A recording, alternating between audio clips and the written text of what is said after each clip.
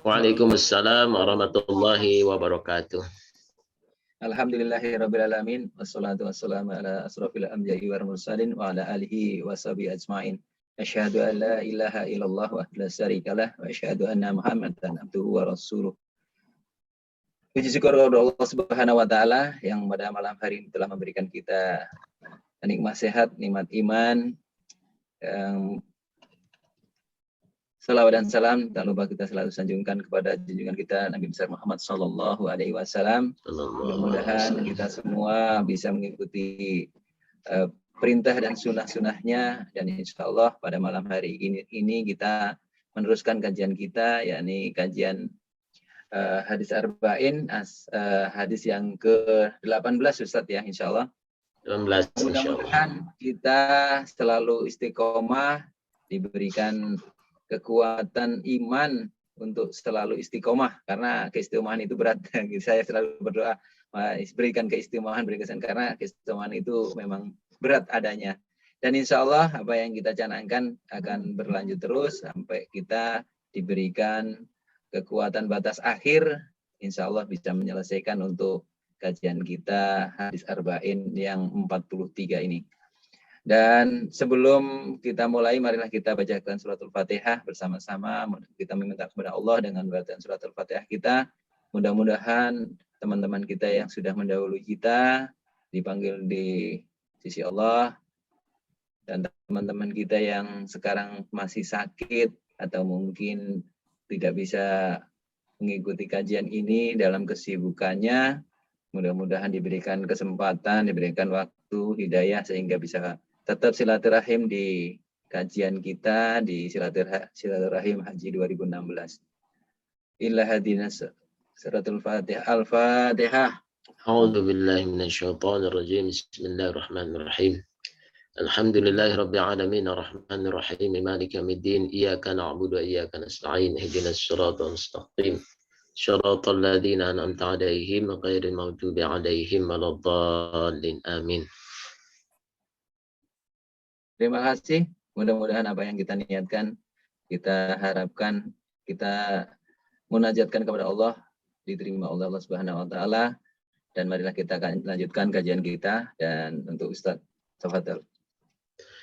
Baik, alhamdulillah rabbil alamin, alhamdulillah ala kulli halin, alhamdulillah bi kulli ni'matin tatimmu shalihat. Allahumma shalli wa sallim ala sayidina Muhammadin al-Fatih lima ughliqa wal khatimi lima sabaqa nasiril haqq bil haqq wa hadi ila siratika mustaqim wa ala alihi haqqa qadrihi wa miqdarihi al-azim. Hakum jami'an bi tati Islam. Assalamualaikum warahmatullahi wabarakatuh. Waalaikumsalam warahmatullahi wabarakatuh. Alhamdulillah wa syukurillah atas semua nikmat Allah pada kita semua. Alhamdulillah masih bisa bermuajahah, dan insya Allah mudah-mudahan ruh-ruh kita tertaut karena Allah Subhanahu wa ta'ala, tertaut karena rahmat Allah, tertaut karena mahabbatullah, tertaut karena insya Allah kita saling seiring sejalan untuk bisa selamat hidup di dunia sampai ke negeri akhirat insya Allah. Salat dan salam kita sampaikan kepada Habibana, Sayyidana, Nabiyana Rasulullah Sallallahu Alaihi Wasallam, juga kepada keluarganya, kepada anak cucunya, kepada para sahabatnya, dan juga orang-orang yang mengikuti risalahnya dengan istiqomah insya Allah. Dan mudah-mudahan kita tergolong menjadi umat Rasul Sallallahu Alaihi Wasallam yang dipilihnya, yang dicintainya, yang dirindukannya, dan insya Allah mendapatkan syafaat yang agung di yaumil akhir kelak. Terima kasih atas pertemuan kita pada malam hari ini, Bapak Haji Sukirno, Bapak Haji Puji, Bu Haji Laksmi, Bapak Haji Beni, Bapak Haji Wiwin, juga ada sahabat Bang Anwar Setiadi, juga ada Kak Himatul Kholis, alhamdulillah bergabung dalam forum silaturahmi sekaligus kaji kita tentang hadis Arba'in An-Nawawiyah karangan Imam An-Nawawi hafizahullah.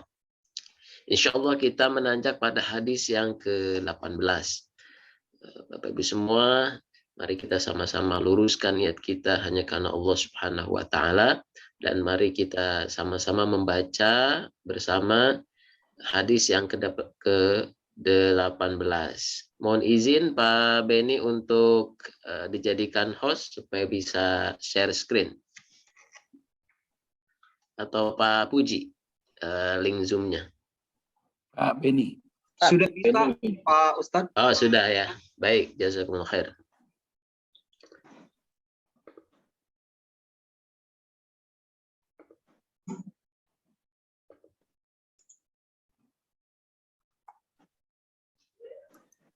Sudah tampil ya?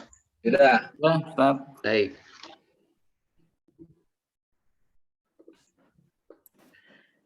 Silakan diikuti. Bismillahirrahmanirrahim.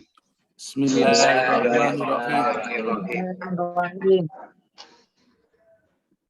An Abi Dzarin Jundub bin Junadah. An Abi Dzarin bin Junadah. Wa Abi Abdurrahman Mu'ad bin Jabal radhiyallahu anhuma. Wa Abi Abdurrahman bin Mu'ad bin Jabal radhiyallahu anhu.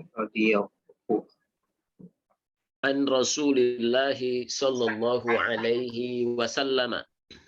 An Rasulillahi sallallahu alaihi wasallam. Qala Qala ittaqillaha haitsuma kunta. Ittaqillaha haitsuma kunta. Wa atbi'is sayyi'atal hasanata tamhuha. wa atbi'is sayyi'ata Hasanata tamhuha. Wa khaliqin nasa bi khuluqin hasanin. Wa khaliqin nasa bi khuluqin hasan. Rawahu Tirmidzi Rawahu Tirmidzi wa qala hadisun hasanun. wa qala haditsun hasan. Wa fi ba'din nasakh hasanun sahihun. Wa fi ba'din nasahin hasanun sahihun. Baik. Dari Abu Dzar Jundub bin Junadah, dari Jundub bin Junadah yang memiliki anak namanya Dzar sehingga disebut Abu Dzar, dan Abu Abdurrahman Mu'ad bin Jabal dari sahabat Mu'ad bin Jabal yang memiliki anak Abdurrahman sehingga dipanggil juga Abu Abdurrahman radhiyallahu anhuma. Semoga Allah merahmati keduanya dan juga keluarganya. Dari Rasul Shallallahu Alaihi Wasallam, beliau bersabda, bertakwalah kepada Allah dimanapun engkau berada, dan iringilah perbuatan buruk dengan perbuatan baik, maka kebaikan akan menghapuskan keburukan itu, dan pergaulilah manusia dengan akhlak yang baik. Baik. Hadirin rahimakumullah, kaum muslimin rahimakumullah. Hadis yang ke-18 ini hadis yang amat populer, senantiasa disampaikan di berbagai forum, di berbagai majelis, yang menjadi tausiah bagi kita semua karena memuat nasihat yang abadi ya, nasihat tentang takwa kepada Allah Subhanahu wa taala. Nah, apa itu takwa? Kalau sekarang sedang masa pandemi dan yang dibutuhkan orang beramai-ramai untuk melakukan upaya menjaga kesehatan, mengkonsumsi hal yang baik, untuk apa? Untuk menjadikan tubuhnya memiliki antibodi dan tubuhnya memiliki kemampuan untuk menjaga dirinya dari serangan bakteri maupun virus. Nah, takwa ini kalau zaman sekarang dalam bidang kesehatan bisa sederhanakan dengan kalimat takwa itu adalah antibodi dan proteksi. Jadi itulah takwa. Antibodi dan proteksi. Maka kalimat takwa ini kalimat yang secara definisi, kalau dari segi kata, takwa itu kan artinya berasal dari asal katanya dari huruf waw dan qaf, waqo. Nah, ditambah dengan ya. Artinya arti dasar takwa itu adalah benteng. Fungsi benteng untuk melakukan tadi penjagaan sehingga yang di dalamnya aman, dan juga penjagaan ini dari serangan-serangan dari luar. Makanya Rasul Shallallahu Alaihi Wasallam bersabda, at-taqwa hiyal wiqayah. Takwa itu adalah benteng. Benteng yang kokoh. Karena dia benteng, karena dia menjaga, kalau dalam tubuh itu antibodi dan proteksi, maka ada benteng yang proteksinya maksimal. Lapis-lapis keamanannya maksimal. Beda antara koramil dan istana. Kalau istana negara pasti proteksinya sangat maksimal. Sehingga orang tidak sembarangan mendekati presiden atau VVIP. Nah, sekarang sedang ada perhelatan G20, ya, G20. Diproteksi luar biasa.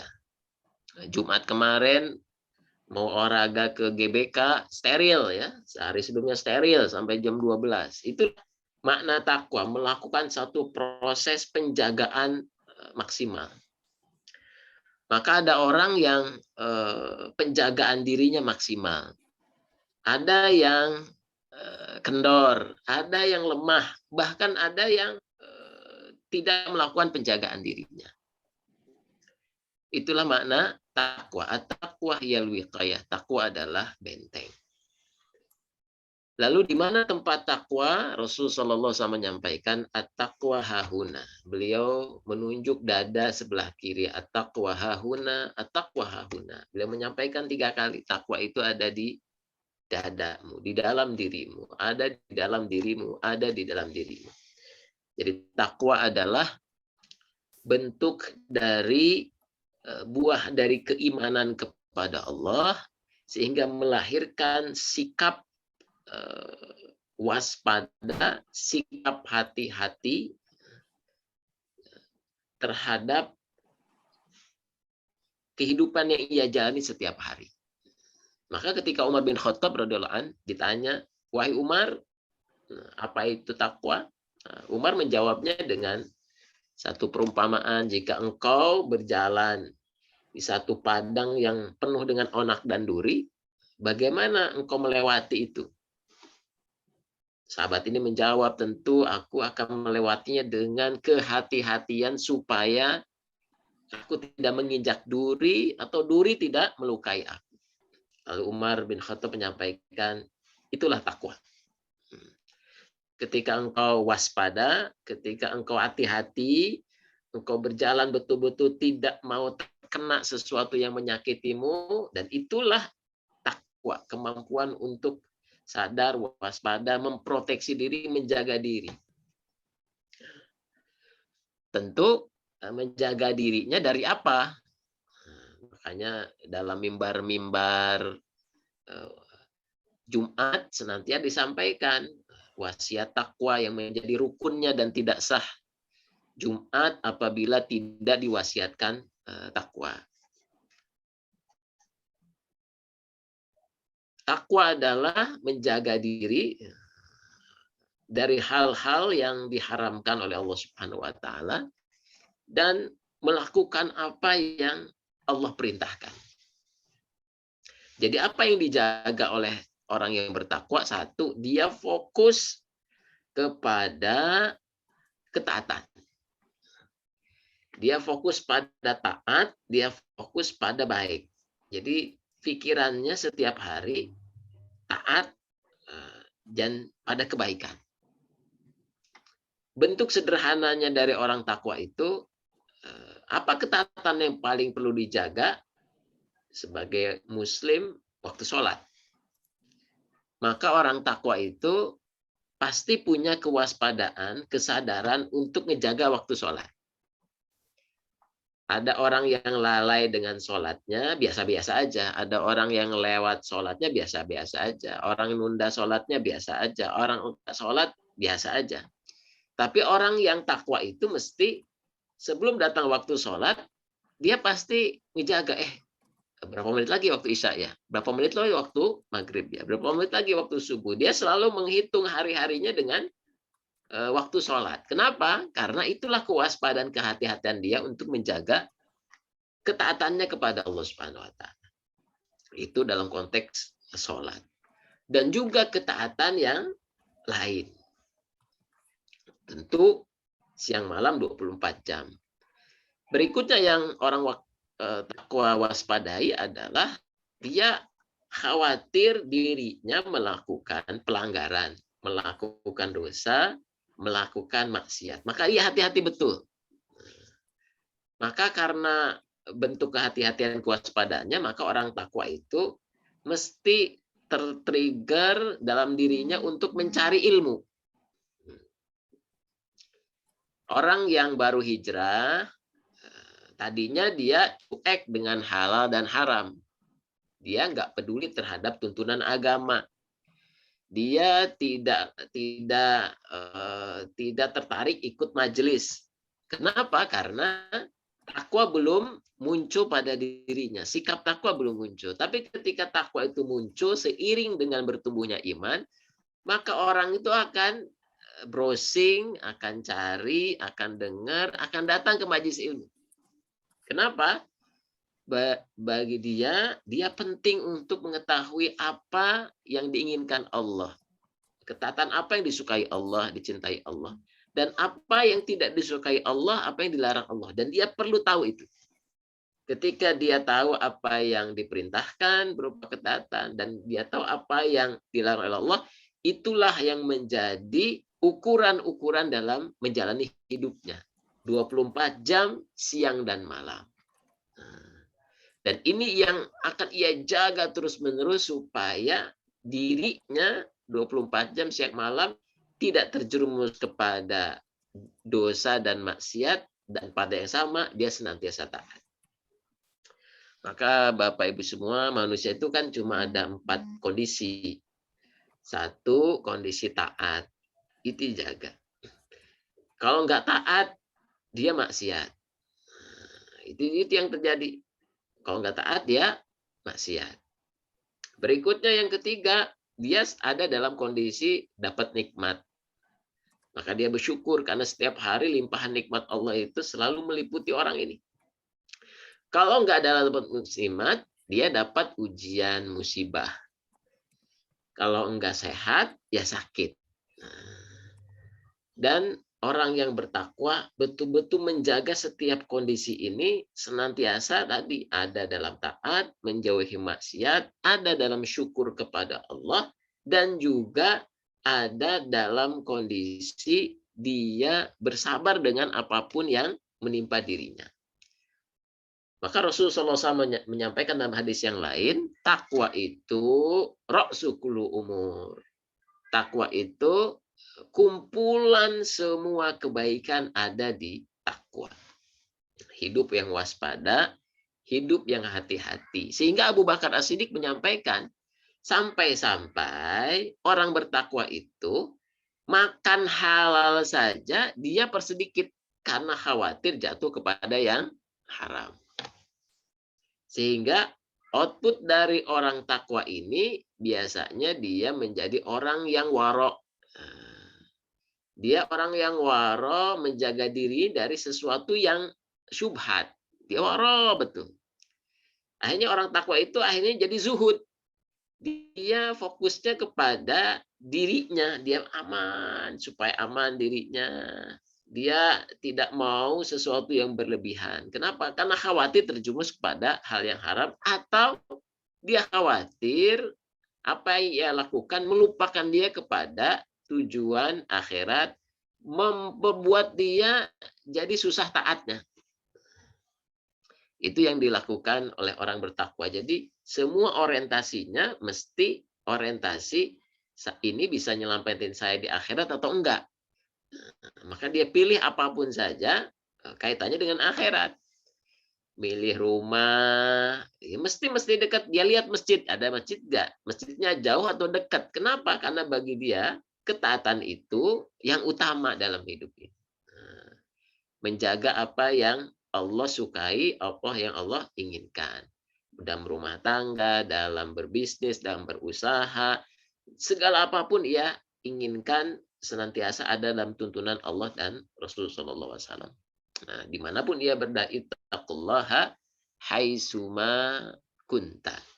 Maka orang bertakwa tentunya dia tidak akan berat hati kehilangan hal-hal yang sifatnya duniawi untuk menyelamatkan dirinya dalam pandangan Allah Subhanahu wa taala. Walaupun manusia menganggapnya aneh, walaupun manusia menganggapnya asing, walaupun manusia memusuhinya, walaupun manusia memeranginya, walaupun banyak orang nggak ridho, orang ngebully, caci maki, membenci, bagi dia yang paling penting saya menjaga diri saya untuk senantiasa taat kepada Allah Subhanahu wa taala. Itu karakter khas dari orang yang bertakwa yang muncul karena imannya kepada Allah Subhanahu wa taala. Ittaqullaha haitsuma kunta. Nah, berikutnya wa atbi'il hasanata sayyi'ata tamhuha. Apakah orang yang takwa tidak pernah jatuh? Apakah orang takwa tidak pernah tergelincir? Apakah orang takwa tidak pernah berbuat salah? Tentu orang yang takwa ini pernah tergelincir, pernah berbuat kesalahan, pernah bermaksiat, pernah berdosa. Maka dalam kalimat hadis ini jalan keluar bagi orang bertakwa tadi.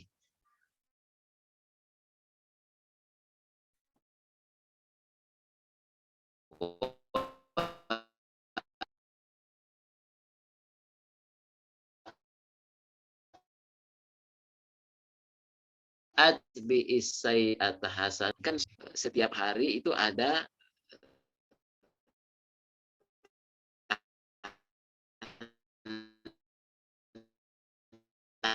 tangan pada diri kita, dan boleh jadi seseorang ada dalam kelalaian, kekhilafan, kesalahan. Maka ketika orang takwa melihat ini, maka buru-buru ia melakukan banyak kebaikan. Ditambah lagi kebaikannya dengan harapan agar Allah mengganti kesalahannya, kehilafannya dengan kebaikan yang ia lakukan, ketaatan yang dilakukan. Dan ini hal yang membuat orang takwa tidak pernah jemu untuk berbuat baik. Yang berikutnya, yang ketiga, wa khuliqan nasa bi khuluqin hasanin, dan berakhlaklah dengan manusia dengan akhlak yang baik. Tentu orang takwa menjaga dirinya, juga menambah kebaikannya, tapi pada yang sama bukan menjadi orang yang sibuk dengan sendiri, sibuk dengan dirinya sendiri, sibuk dengan kebaikannya sendiri. Tetapi justru bagian dari representasi, implementasi sikap hidup dari orang takwa ini muncul output kepada orang lain, yaitu akhlaknya yang baik. Akmal mu'minan imanan ahsanuhum khuluqan. Rasulullah SAW bersabda seperti itu. Makin sempurna iman seseorang, maka makin baik akhlaknya. Maka output dari orang yang bertakwa itu, setelah ia menjaga diri dan ia terus-menerus menambah kebaikannya untuk menghapuskan keburukan, kesalahan yang pernah dilakukan, dan itu dia lakukan untuk terus-menerus memuliakan kehidupan bersama dengan orang lain dengan akhlak yang mulia. Apa akhlak yang mulia yang terbaik? Akhlak mulia yang terbaik itu adalah ketika seseorang memberi kepada yang tidak mau memberinya. ketika seseorang memaafkan kepada orang yang tidak memaafkannya. Itulah akhlak yang paling utama. Yes. Justru mendatangi orang yang tidak mau silaturahmi kepadanya. Jadi Rasulullah SAW menyampaikan seperti itu. Itulah akhlak yang paling utama di dunia dan akhirat. Jadi betul-betul ia mengorbankan dirinya untuk makin akrab dekat dengan manusia. Makin baik kepada manusia. Hasil dari keimanan yang ada pada dirinya dengan harapan ia bisa selamat di dunia wal akhirat. Ini hadis yang sangat luar biasa dan kita ada di bulan Rajab, insya Allah kita akan sampai ke bulan Ramadan dan di bulan Ramadan orang menyebutnya syahrut taqwa, bulan takwa karena dimulai dengan kalimat la'allakum tattaqun Al-Baqarah 183 dan diakhiri dengan kalimat la'allahum yattaqun. Hanya sebagian orang di akhir Ramadan yang meraih gelar takwa. Maka siapapun yang bertakwa pasti sangat senang, sangat bahagia, sangat merindukan untuk sampai di bulan Ramadan karena pada waktu itulah dia merasakan betul bagaimana Ramadan ini menempa dirinya menjadi lebih takwa lagi, lebih takwa lagi, lebih takwa lagi. Itu yang bisa kita upayakan, insya Allah seperti itu. Bapak Ibu semua yang dirahmati Allah Subhanahu Wa Taala, takwa ini juga disebutkan dalam Al-Quran. Innallah yuhibbul muttaqin. Allah itu mencintai orang bertakwa. Disebut 3 kali. Innallah yuhibbul muttaqin wa yuhibbul mutawakkilin. Allah menyebut sesungguhnya Allah mencintai orang bertakwa 3 kali. Dan tentu kita sangat paham di surat Al-Hujurat, inna akramakum indallahi atqakum. Sesungguhnya orang yang paling mulia di antara manusia, di antara kita adalah orang yang bertakwa. Jadi takwa itu punya level-level. Dari yang paling tinggi, ada yang lebih rendah dan sebagainya. Dan pada saat yang sama, ketika seorang bertakwa, tetapi seseorang diingatkan oleh Allah Subhanahu Wa Taala, wala tuzakku anfusakum. Jangan merasa dirinya suci, gitu. Jangan merasa dirinya paling suci, paling benar. Wa a'lamu biman taqwa. Dialah Allah yang paling tahu siapa yang paling takwa kepadanya. Yang boleh mengklaim dirinya bertakwa adalah Rasul Shallallahu Alaihi Wasallam. Dalam satu hadis Rasul SAW menyampaikan, ana atqakum wa akhsyakum lillah. Aku adalah orang yang paling takwa dan paling takut kepada Allah. Kalimat ini disebutkan oleh Rasul SAW karena ada 3 orang pemuda yang saking taatnya kepada Allah, yang satu puasa terus, nggak mau berbuka. Yang pemuda yang satu qiyamul lail terus, nggak mau tidur. Yang satu karena saking taatnya ingin membujang terus, nggak mau nikah. Maka ketika Rasulullah SAW ketemu dengan 3 orang profil pemuda ini yang memang ketaatannya luar biasa, Rasulullah SAW menyampaikan nasihat kepada 3 pemuda ini, ana atqakum wa akhsyakum lillah. Aku ini orang yang paling takwa, yang paling takut kepada Allah. Wa ana asumu aftur. Aku ini puasa dan aku berbuka. Wa anam wa aqum. Aku ini tidur dan juga aku berdiri di malam hari. Dan juga aku menikah. Jadi Bapak Ibu semua, kalau orang makin takwa itu bawaannya memang senangnya kepada perkara-perkara akhirat saja seperti itu.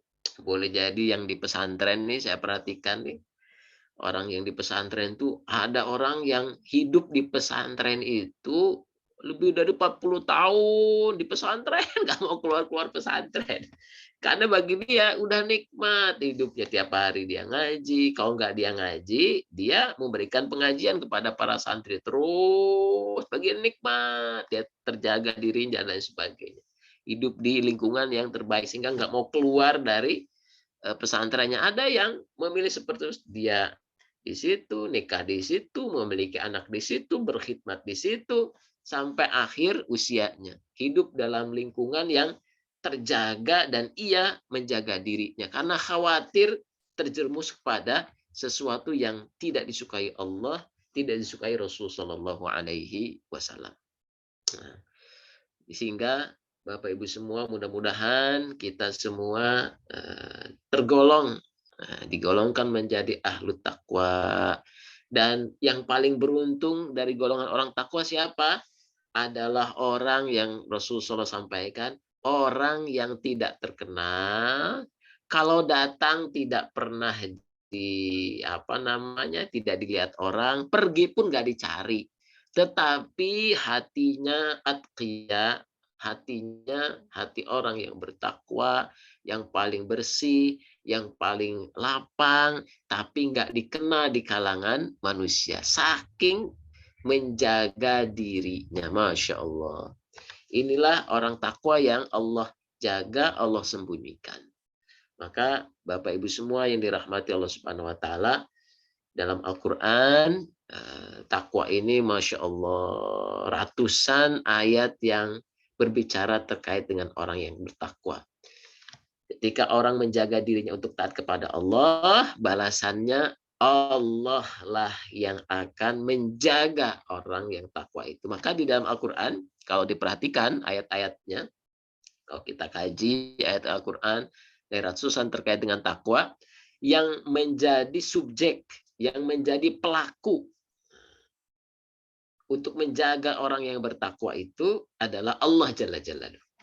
Jadi dalam Al-Quran itu, ketika bicara tentang ahlu takwa, mesti Allah lah yang menjadi pelaku aktif untuk menjaga. Nah, contohnya nih yang paling terkenal, wa may yattaqillaha, barang siapa bertakwa kepada Allah. Orang wa may yattaqillaha yaj'al lahu makhraja. Kami Allah akan terus jadikan kepada orang ini jalan keluar.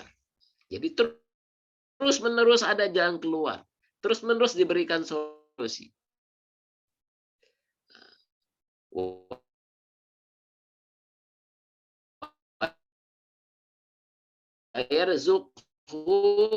Dan kami terus menerus barang siapa bertakwa Allah, bahwa maka Allah akan menjaga.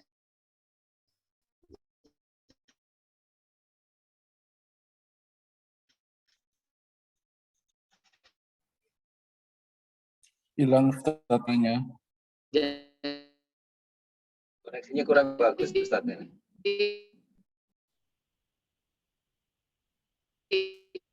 Ketika saya kaji, kemudian kita tergolong menjadi ahlu takwa yang senantiasa ada dalam penjagaan dari Allah Subhanahu wa taala. Demikian inspirasi pada malam hari ini. Silakan kalau ada yang hendak didiskusikan, ditanyakan, tafadhol mashkuran. Assalamualaikum warahmatullahi wabarakatuh. Waalaikumsalam warahmatullahi wabarakatuh. Terima kasih Ustadz. Sebelum nanti ditutup, silahkan ada waktu untuk bertanya jawab untuk Bapak Ibu sekalian. Silahkan langsung dibuka saja, langsung bertanya kepada Ustadz. Silahkan.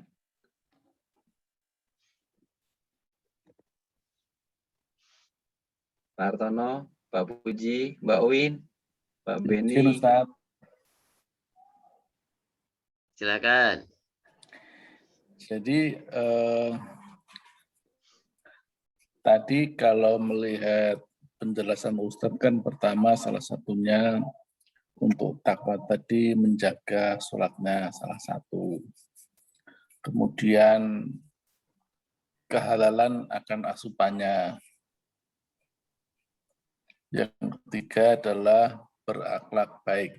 Berarti kalau saya bayangkan itu antara input, proses, output ya, Ustadz ya. Jadi mulai dari inputnya, kemudian prosesnya juga bagus, outcome-nya diharapkan adalah berakhlak baik. Begitu ya Ustadz ya?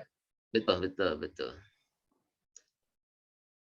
Dia senantiasa ada dalam kewaspadaan itu terhadap proses itu kan ada inputnya, ada outputnya. Dia senantiasa jaga betul itu. Kaitannya sama sebaik-baiknya manusia yang bisa berbagi berguna bagi orang banyak. Bagaimana itu Ustaz? Kan kita kadang-kadang yang sekarang ini kita berbuat baik belum tentu ditanggapi baik Ustaz. Gimana itu Ustaz? Satu yang paling khas dari orang bertakwa adalah fokusnya tadi Pak. Jadi fokus kan dari pengertian. Jadi fokus orang bertakwa itu kan dia teramat khawatir. Maka salah satu pengertian takwa selain menjaga diri, selain proteksi, selain antibodi adalah maka sebagian ulama mengartikan takwa itu takut. Takut kepada apa? Takut kepada Allah. Maka dalam beberapa terjemahan ketika ada kalimat ittaqullah itu diterjemahkan dengan takutlah kepada Allah. Jadi kekhasan orang bertakwa ini adalah takutnya itu besar banget kepada Allah Subhanahu wa taala. Sehingga dari ketakutan ini ia menginginkan hidupnya itu mesti ada dalam koridor tuntunan Allah, termasuk berbuat baik kepada orang lain.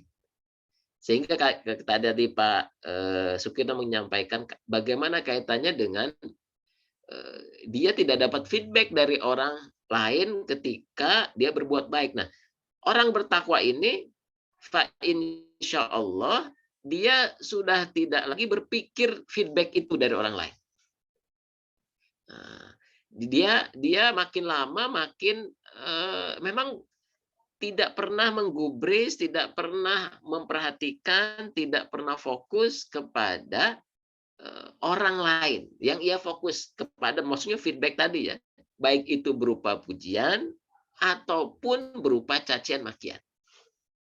Karena bagi dia, saya ingin menjaga diri saya sesuai dengan perintah Allah untuk bekal saya di akhirat.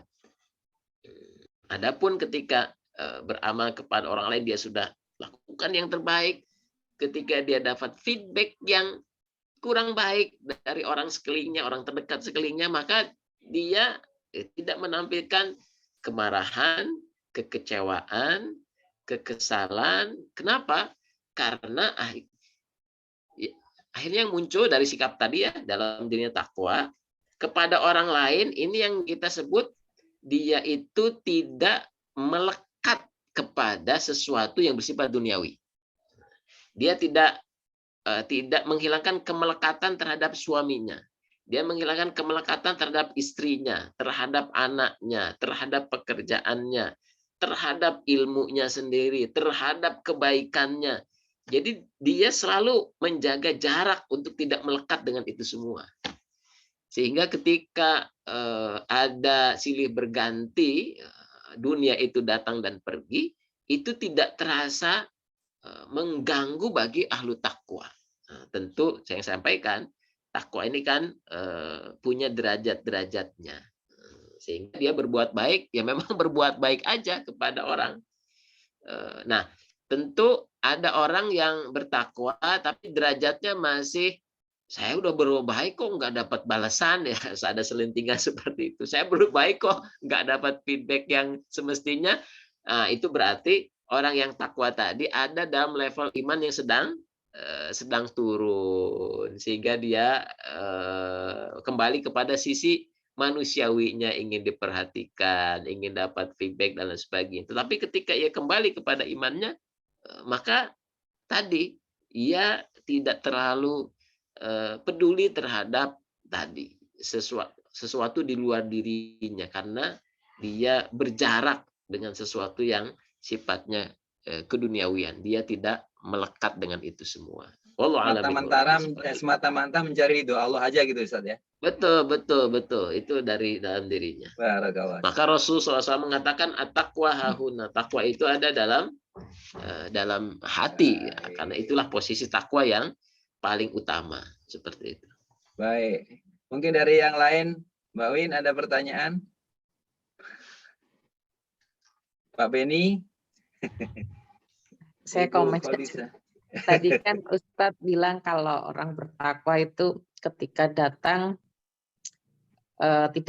tidak berharap dengan pandangan orang, dan ketika pergi pun tidak dicari gitu ya. Terus saya masih sesuai pertanyaannya Pak Kiro tadi, sebaik-baik orang kan bermanfaat. Nah, implementasinya dari kalau kita datang nggak berharap disambut orang lah ibaratnya ya, dan ketika pergi pun kita tidak berharap dicari orang gitu ya. Padahal kan kita tetap sebagai manusia sih tetap ya hati kecil berharap seperti ya contohnya Utsman bin Affan itu yang pahalanya mengalir sampai sekarang gitu. Padahal Ya. sudah berapa tahun itu gitu Tat. Mm-mm. Itu aja sih. Betul, betul. Jadi begini penjelasannya. Ketika orang menaiki makom ketakwaan, makom spiritual, ada yang levelnya segini, ada yang levelnya segini, ada yang levelnya segini, ada yang levelnya segini. Nah, orang yang takwa ini ketika ada di level seperti ini, dia sibuknya di level seperti ini. Terus sibuk gitu. Sampai Allah angkat dia di level seperti ini. Dia sibuk level seperti ini, ntar Allah angkat.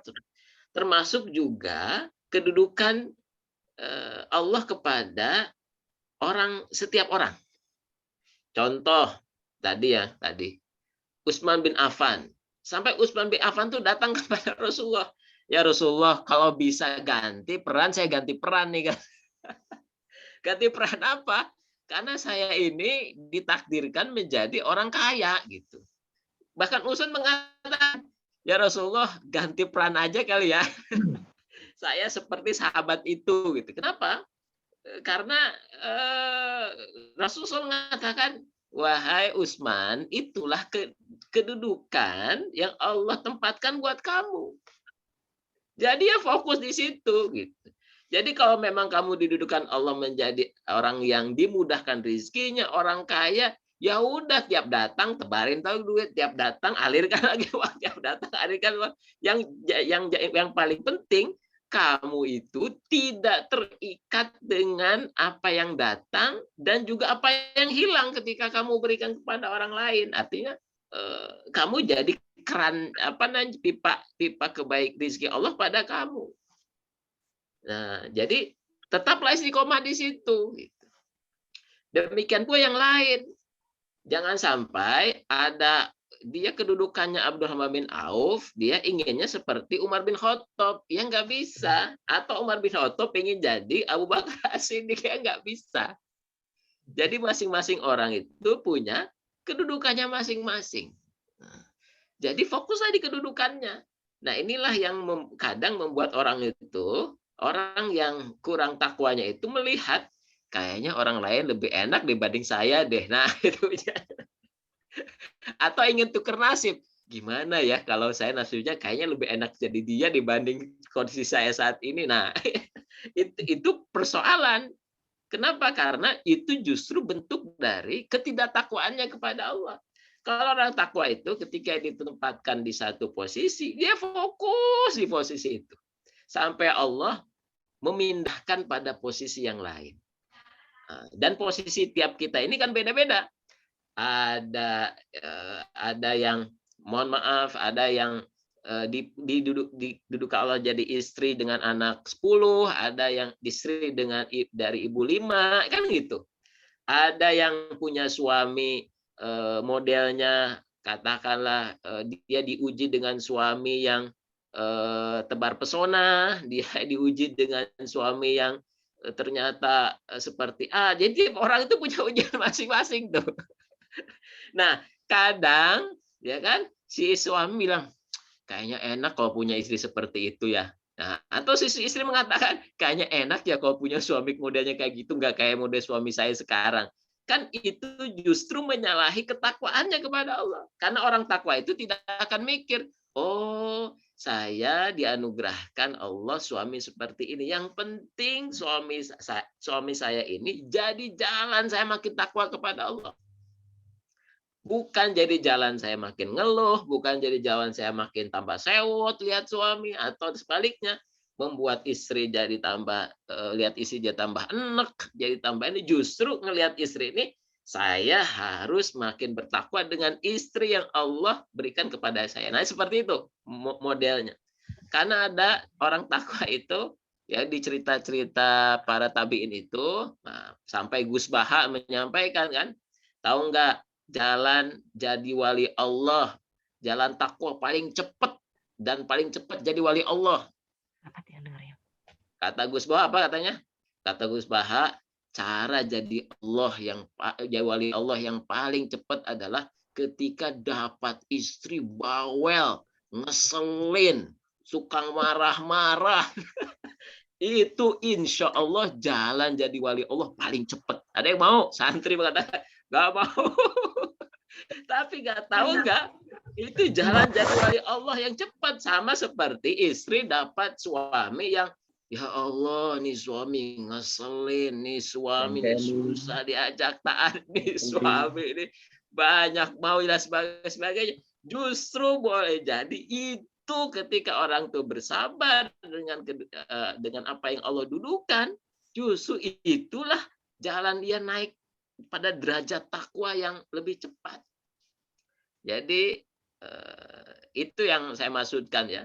Maka ada juga orang yang sampai disampaikan Rasulullah SAW itu yang paling yang tidak dijebak oleh, kan manusia itu kan dijebak oleh satu, dipuji-puji, dengan popularitas. Ada yang manusia diuji dengan harta, ada yang diuji dengan jabatan, ya kan? Ada yang diuji dengan kecerdasan, ada yang diuji dengan jadi orang yang katakanlah tokoh spiritual. Nah, Rasul mengatakan yang paling aman yang mana? Yang nggak dapat 5 ini. Dia bukan orang yang jabatnya tinggi. Dia katakanlah kalau sekarang dia bukan gubernur, nggak ikut kontestasi politik. Dia orangnya kayaknya nggak kaya seperti katakanlah Sandiaga Uno atau Erick Thohir misalkan, yang orang tuh ngelihat dia takut. Atau tidak seperti orang yang ahli ilmu gitu, yang terkenal ilmunya, profesor. Atau dia tidak juga orang ahli disebut dengan ulama, kiai, enggak juga. Justru yang paling aman menurut Rasulullah SAW, orang yang memilikinya itu biasa-biasa aja. Tetapi orangnya takwa, justru itu yang paling selamat tuh. Kalau mau milih itu yang kayak gitu tuh. Jadi orang tuh nggak ngelihat, dia nggak terlalu kaya banget, kan? Nggak juga, bukan orang bodoh juga enggak, juga bukan orang dapat jabatan tinggi juga enggak, tetapi hidupnya itu dijaga Allah untuk senantiasa sholat tepat waktu, akur dengan keluarganya, akur dengan tetangganya, berbuat baik tiap hari, melakukan ketaatan dengan mudah. Nah ini yang mahal nih. Yang orang tuh nggak nyari juga, jadi kalau datang orang tuh nggak pernah notice dia, karena dia memang orang biasa-biasa saja. Kalau pergi juga nggak notice, biasa-biasa aja gitu. Tapi sesungguhnya dalam pandangan Allah, orang ini memiliki hati yang bertakwa, bersih, lapang, suci. Nah ini yang paling selamat nih. Ini yang paling selamat. Seperti siapa? Seperti yang disampaikan Rasulullah SAW. Siapa yang paling terkenal itu? Uwais Al-Qarni. Kalau kamu nanti ketemu dengan orang namanya Uwais Al-Qarni, minta doa kepadanya. Siapa Uwais? Nggak ada yang tahu kecuali Rasulullah SAW. Nggak ada yang tahu, bahkan tetangga-tetangganya pun nggak tahu tuh yang ikut berangkat haji dengan hadirnya Uwais Al-Qarni. Padahal dia kalau meminta kepada Allah, hakul yakin doanya dikabulkan. Maka Rasul mengatakan, kalau ketemu dengan Uwais, wahai Umar, mintalah doa kepadanya. Masya Allah. Inilah orang yang paling aman ya. Kayaknya sulit Ustaz itu. Kayaknya sulit. Mungkin dari Pak Hartono ada tambahan, silakan Pak Hartono. Kayaknya tambah seru ini. Pada intinya Ustadz, orang bertakwa itu berarti apapun kondisi kita tetap melaksanakan perintah Allah dan kita menjauhi semua larangan Allah. Mungkin seperti itu orang bertakwa itu. Iya. Jadi dia tidak melihat apakah dia didudukan Allah sebagai orang miskin, dia nggak peduli, atau orang kaya atau orang menjabat, enggak. Yang paling penting bagi dia, ya Allah, saya didudukan pada posisi apapun, yang penting tolong saya untuk senantiasa taat kepadamu. Nah, untuk terhindar dari bala musibah. Saya daripada naik, katakanlah kalau sekarang, daripada naik gaji, daripada dapat jabatan, tapi dengan jabatan itu saya nggak selamat, lebih baik saya nggak mau dapat jabatan itu. Orang kan berbondong-bondong misalkan mau naik jabatan, tapi ketika dia lihat jabatan itu tidak membuat dia taat, buat dia jadi banyak fitnah, musibah, ia akan segera tanggalkan. Ambil aja, ambil. Kenapa? Karena hal seperti itu mengganggu hubungan saya dengan Allah Subhanahu wa Ta'ala. Tentu kalau dia merasa dirinya itu tadi berkurang ketaatannya. Tapi justru ada orang yang bertakwa yang Allah mudahkan untuk menjabat. Allah kasih kekuatan untuk menjabat. Allah kasih kekuatan untuk menjadi anggota legislatif, untuk menjadi anggota TNI, untuk menjadi jenderal, untuk menjadi gubernur dan sebagainya. Justru dengan kehadirannya dia bisa memberikan manfaat pada orang lain. Jadi kita mesti banyak evaluasi diri, karena salah satu karakter orang takwa itu senang evaluasi diri. Kira-kira saya ini bisa selamat nggak ya dengan apa yang Allah titip kepada saya gitu. Masalah. Ini kalau saya dengar kata-kata A, memantaskan diri katanya. Memantaskan diri. Baik, masih ada waktu 5 menit. Silahkan yang mungkin ada pertanyaan di lain dari topik juga disilakan. Barangkali keluar dari yang jelas dalam forum ini, silahkan selain dari hadis yang ke-18 boleh bertanya yang lain. Tidak berkaitan pun boleh. Mungkin ada masalah-masalah yang untuk kehidupan kita, apalagi tanya masalah yang lain, atau mungkin jangan tanya pandemi, tapi kalau pandemi mungkin dokternya belum Masih ada lagi, mungkin selamat datang nih dari ada Pak Teguh, Mbak Lasmi, barangkali Pak Beni, Kang Ulfah, Pak Mitra Asdi, Pak Iskandar. Ini insya Allah nanti Pak Iskandar ada, kalau udah dari Pak Beni di-share, kan saya kirim ke Pak Iskandar yang seperti awal-awal dulu juga saya kirim, insya Allah. Linknya di mana, nanti seperti apa, nanti insya Allah dikasihkan. Insya Allah.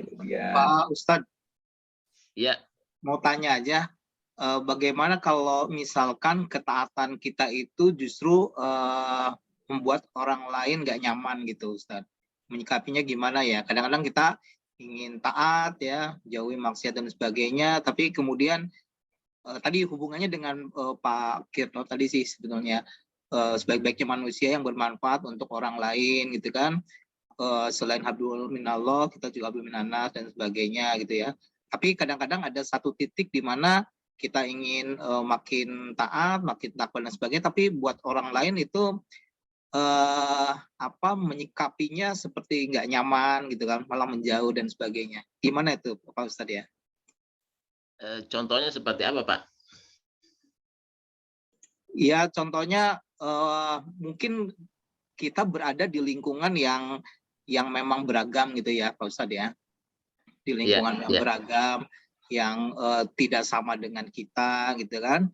Nah, begitu kita menunjukkan ketaatan kita, orang tuh kayak against gitu, kayak apa ya, kayak melihatnya kok beda. Yang sekarang gitu terjadi kan. Pak Beni ya.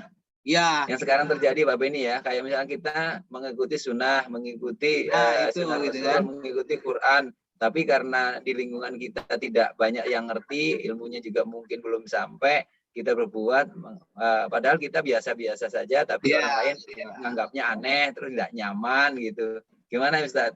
Nah itu di akhir zaman. Di akhir zaman. Kadang-kadang ke kitanya juga jadi, aduh gimana ya, apa kita harus menunjukkan, apa kita harus menyembunyikan, diam-diam aja dan sebagainya gitu kan. Bayangkan apa yang terjadi di kalangan para sahabat ketika Islam masih sedikit sekali, dari satu Rasulullah SAW, dari 10 orang yang as-sabiqunal awwalun. Apa yang terjadi Pak Beni kalau kita lihat riwayatnya Bilal bin Rabah, riwayatnya Sumayyah, riwayatnya tadi Islamnya Umar bin Khattab, itu mereka alami Pak Beni dengan skala yang teramat dahsyat ya. Bahkan pada waktu itu memang mau ditumpas, mau dihabisi, dihalangi gitu. Tetapi apakah para sahabat ini akhirnya mengurangi ketaatannya? Enggak. Mereka tetap aja taat. Kenapa? Karena ketaatan ini kan tidak berakibat buruk pada orang lain. Ya, yang kita lakukan itu tidak punya akibat buruk terhadap orang lain. Itu kan standar utama hubungan dengan manusia kan, kita tidak zalim, tidak berbuat buruk pada orang lain. Kita hanya melakukan sesuatu yang memang menjadi kedaulatan diri kita, kemerdekaan diri kita. Pilihan untuk melakukan A dan B, dan itu tidak dipaksa. Dan juga tidak membuat orang lain menjadi terluka, terzalimi. Lalu kenapa ada sikap-sikap ketidaknyamanan, ketidaksukaan, atau bahkan sampai pada hatred, kebencian dari orang-orang, katakanlah di sekeliling kita. Itu terlebih kepada, di Al-Quran disampaikan, Pak Beni, faktornya itu satu, karena fi qulubihim maradun. Di hati mereka itu ada penyakit. Penyakit itu muncul dari hawa nafsu mereka, bisa muncul dari bisikan syaitan, iblis terhadap manusia untuk membenci orang beriman. Dan itu yang terjadi sekarang hari-hari ini eskalatif di India, gitu kan. Dan inilah memang yang terjadi dimanapun dan akan terjadi pada siapapun. Maka yang paling penting bagi orang bertakwa, Bapak ini menghadapi ketidaksukaan, katakanlah orang tidak nyaman dengan berbagai macam sikap terhadap kita, adalah kita memastikan tadi ya outputnya, apakah kita melakukannya dengan akhlak yang baik atau enggak. Apakah kita ganggu orang lain atau enggak. Apakah kita mencederai hak-hak orang lain apa enggak. Apakah kita tidak beretika secara publik atau enggak. Kan itu kan ranahnya akhlak. Dan kita perlu mengkonfirmasi ini. Banyak cerita teman-teman yang hidup di mahasiswa atau pekerja yang hidup di Eropa, misalkan di Amerika, mereka ketika mau sholat minta izin kepada profesornya. Mohon izin saya waktu sholat pray. Ketika nggak diizinkan, akhirnya dia cari cara gimana caranya profesor ini bisa memahami apa yang menjadi akidah saya, tauhid saya. Dia cari dengan cara yang paling baik. Atau dia berpuasa, atau dia harus sholat di waktu dinginnya malam. Kok ketika ada mahasiswa, ketika musim dingin, dia harus sholat subuh. Terus seorang nenek mengatakan, kok agama kamu kayak gini banget? Bukankah Tuhan kamu bisa memberikan dispensasi ketika cuacanya sedang bersalju dan dingin gitu?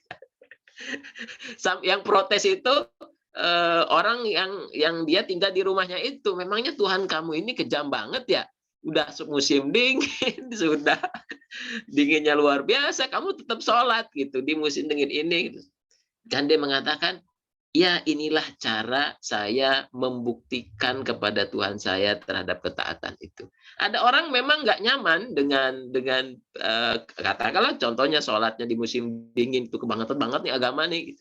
Tapi pada sisi lain, disitulah bisa menjadi asbab hidayah kepada perempuan ini. Kok sedemikiannya dia ya kepada Tuhannya itu sedemikian luar biasa sampai menjadi asbab hidayah. Yang penting Pak Beni dan sahabat semua, kita melakukannya itu tadi kan kita fokus karena kita ingin maksimal buat taat kepada Allah Subhanahu wa taala. Pada yang sama kita ngelihat sekeliling apakah kita melakukannya tidak menzalimi orang lain, beretika secara publik. Ketika hal seperti itu tidak ada yang terlanggar, lanjutkan saja. Karena kita tidak bisa membuat semua manusia ridho, betul nggak? Maka Imam Syafi'i menyampaikan ghayatun nas la tudrak. Kalau Anda ingin mencari ridho manusia semuanya, itu perkara yang tidak mungkin Anda bisa capai. Dan selalu ada orang yang tadi merasa tidak nyaman, ada orang yang against, ada orang yang dan macam-macam lah. Tapi yang paling penting kita selalu evaluasi yang kita lakukan, tidak menzalimi orang lain, tidak menzalimi hak-hak orang lain, hak-hak publik dan sebagainya dan sebagainya. Itu yang perlu kita jaga seperti itu. Masalah, barakallah, mudah-mudahan semua penjelasannya bagus. Amal ma'ruf nahi mungkar itu memang perlu perjuangan. Yang jelas bahwa kita amal ma'ruf sekarang ini, walaupun kita mengikuti sunnah, kita mengikuti Quran, apalagi zaman saat ini, ya Masya Allah, bahkan siap di penjara aja kata Pak Benny gitu. Jadi, Masya Allah, kita mengatakan menurut Quran aja salah. Kita menurut apalagi sunnah, Masya Allah. Yang penting apa yang sampaikan Ustadz, bahwa kita hanya mencari ridho Allah saja. Insya Allah waktu kita sudah 1 jam, jadi sudah 60 menit kita mengikuti kajian dan berdiskusi. Insya Allah ada pelajaran yang kita ambil bermanfaat untuk kita semua. Sebelum kita akhiri, marilah kita mohon maaf untuk Pak Ustadz untuk dipimpin doa. Mudah-mudahan apa yang kita laksanakan untuk malam hari ini mendapatkan berkah dari Allah Subhanahu wa taala. Silakan Ustaz. Amin. Alhamdulillahirabbil alamin. Allahumma shalli wa sallim ala sayidina Muhammadin al-fatih lima ughliqa wal khatimi lima sabaqa nasiril haq bil haq wa hadi ila siratika mustaqim wa ala alihi haqqa qadrihi wa miqdarihi azim. Allahumma barik lana fi Rajab wa Sya'ban wa balighna Ramadan. Allahumma barik lana fi Rajab wa Sya'ban wa balighna Ramadan. Allahumma barik lana fi Rajab wa Sya'ban wa balighna Ramadan. Allahumma inna nas'aluka al-huda wat tuqa wal afafa wal ghina. Allahumma ati nufusana taqwaha wa zakkiha wa anta khairu man zakkaha wa anta khairu waliyuha wa maulaha. Wahai Allah, anugerahkan ketakwaan pada diri kami, ya Allah. Sucikanlah jiwa kami, ya Allah, karena Engkau lah sebaik-baik yang menyucikan jiwa kami, ya Allah. Duhai Allah, kumpulkanlah kami bersama orang-orang bertakwa kepadamu, ya Allah. Pimpinlah kami, ya Allah, dengan pimpinan orang-orang yang bertakwa kepadamu, ya Allah. Duhai Allah, berikan kepada kami jalan keluar atas semua masalah yang Kau takdirkan kepada kami, ya Allah. Jadikanlah kami ahli syukur, ahli sabar, ahli taat. Rabbana atina fid dunya hasanah wa fil akhirati hasanah wa qina adzabannar. Wa sallallahu ala sayyidina Muhammadin wa ala alihi ajma'in. Subhana rabbika rabbil izzati amma yasifun wa salamun ala mursalin walhamdulillahi rabbil alamin.